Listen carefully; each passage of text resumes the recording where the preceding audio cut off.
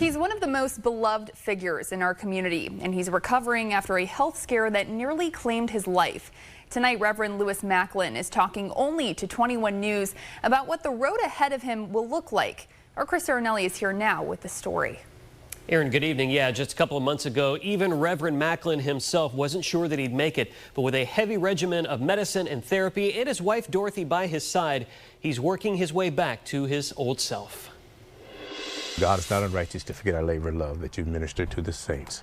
Hebrews chapter 6, verse 10 means a little more to Reverend Lewis Macklin these days. Well, it's an adjustment. Having spent the last 30-plus years praying for others, this year it seems the entire valley has been praying for him. I had a temperature, I had a fever, and I ignored it. But a lung infection isn't something you can ignore. Since he got sick in February, one could say Macklin's life has mirrored that of Job in Scripture. My lungs were failing, my heart was failing, and my kidneys. They got to the point in which I was a human pincushion, and I would just lay there just like, well, do whatever, I don't care, you know. After being so close to death that he made his own funeral arrangements, he finally turned the corner. You talked about what your life is going to look like moving forward and how it's going to be moving forward.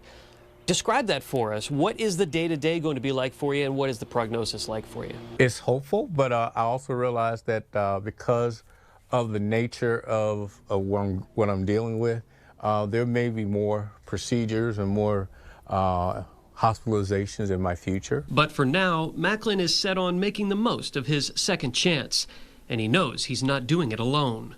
You have spent so much of your life ministering to others, being there for others. Tell me how it feels to see it all come back to you. Just thinking about the love and the concern that people had, genuine concern of what could they do and how could they help me to be comfortable was just an awesome thing.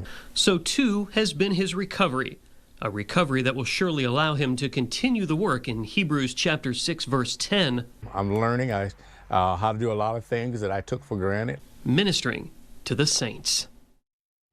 And you can watch my full interview unedited with Reverend Macklin. That's right now on WFMJ.com and the 21 News app.